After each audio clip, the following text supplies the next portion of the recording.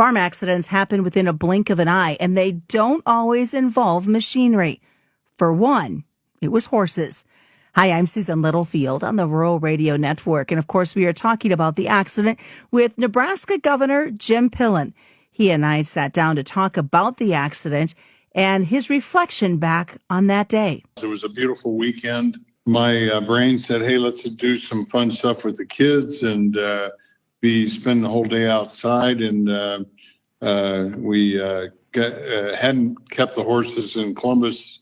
We just bought them a couple months ago, and they've been in Lincoln. So we went down on Saturday, got the horses, and said, hey, we're just going to have a good day. Not all the grandbabies have ridden him yet. And so that was the whole objective. And one of the kids got to ride early, and then they went back down by the house, and then all heck broke loose. So the good news is none of the kids were around.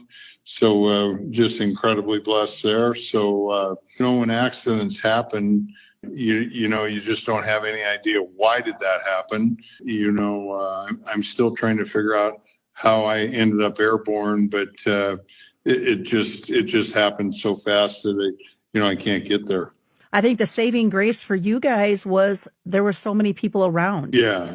So obviously, and my kids were around, and actually Brock and Sarah actually saw it happen, which gave them a lot of angst because they didn't think I'd survive the fall. So my security, everybody went to work to make sure we had a good outcome. So we had ambulances there really quickly, and then of course all the responders were awesome, as were all the doctors and nurses at the emergency room at Columbus. Obviously, I wanted to stay in Columbus, and once Dr. Morris said, "Jim, we need to get you to level 1 trauma unit," and I knew enough about that things must have been a little worse than I thought they were. Broken ribs and fractured ribs are nothing to mess with, and they can do such internal damage. And I wanted to rewind a little bit to focus on those that came to your aid, because Columbus Fire, Columbus Community Hospital, the air flight, everything worked the way it was. And I think it just really reiterates how lucky we are here in Nebraska to have outstanding rural medical health care and rural fire departments and that kind of stuff to assist you and have a helicopter here as quickly as possible. Yeah, Susan, I say it all the time. Our emergency management specialist, it's just, and for the most part across Nebraska, they're great people in community that volunteer, put a lot of energy into being trained to give victims of accidents the best care possible. Your son-in-law was out there riding with you as well. How is he doing in his recovery? Well, he's doing a lot better than me, so that kind of ticks me off. But Jared's doing good. I think that he and I both go through some really, really good days, and then you start thinking you can start doing a few extra things, and then you get humbled. So he's been able to be back, I think, pretty much to full-time work, and able to navigate his way around things pretty well. So yeah, he's overall doing good. Still has a ways to go, but overall doing good. Thanks for asking. Well, and I also heard, believe it or all places, the local grocery store, that the neighbors kind of and friends stepped in to help take care of the horses here after your accident.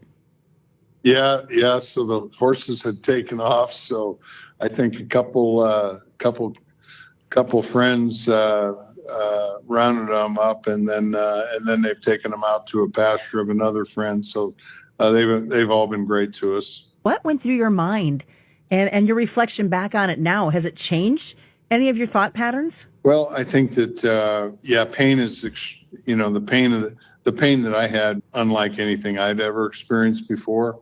And it didn't come and go, it stayed. And so that can be really, really hard mentally, just really exhausting. And so when we were able to get the rib fixation surgery done, which I know some people that have had severely fractured ribs like I did that didn't have the surgery, and they pretty well had to stay immobilized for 4 months. So I'm incredibly blessed that this procedure's been done in Omaha at the Med Center, maybe 7-8 years. So I'm incredibly blessed that there's a great young Dr. Bowman that does this. I think he does about 125 a year, and he put 9 titanium plates, rebuilt my rib cage, and that started stabilizing the pain. I have a terrific amount of soft tissue damage too that you just don't realize. I'm swollen up pretty bad yet, but it's getting better. Trying to stay on minimal pain meds, and if I try to go off of something, it just pretty well throws me for a loop. So I've still got a ways to heal. The bone, I'm not near the pain I was in. The pain is subsiding, but I still got a lot of healing to do. Well, and I'm sure rest was one of those doctor's orders that were given to you. But as the governor, I can't imagine you slowing down much. Maybe a little bit to rest, but yeah, the Dr. Bowman gave me a clean bill of health on Monday. He said, Jim, you can do whatever you can handle. And, I've had full days this week. It's, Friday afternoon now, and I am tired. I need rest, and I have to sleep more since this thing's happened. So I just need to stay horizontal, 10, 11 hours out of 24. The rest of the time I'm up and I'm moving good and being able to engage and, keep things moving. I owe that to Nebraskans, and that's who I am. So we're good. And my team's picked up done a lot, and we're not missing any ground. And, as I say, when you go through a experience like this, you either throw the white flag out or you come back more focused and more determined than ever. And I'm thankful the good Lord gave me another chance. And you can't forget all the prayers. I mean, when the word came out, I mean, you were just flooded with prayers from all across the state and beyond. Only in Nebraska, I've just had an avalanche of cards and every prayer group in the state, and I'm just incredibly thankful. So when do you get back on horseback? What is your outlook? Will you be tracking Jack down to take him out for another ride? You bet. We'll probably give it a little bit more time. I'm going to make sure that my swelling and get my strength back. But Jack and we'll nose up and we'll go eyeball to eyeball, and we'll make friends again. I'll make sure Jack knows who the heck's boss the next time. And that's my conversation with Nebraska Governor Jim Pillen as he reflects back on the December 22nd farm accident involving his horses. I'm Susan Littlefield on the Rural Radio Network.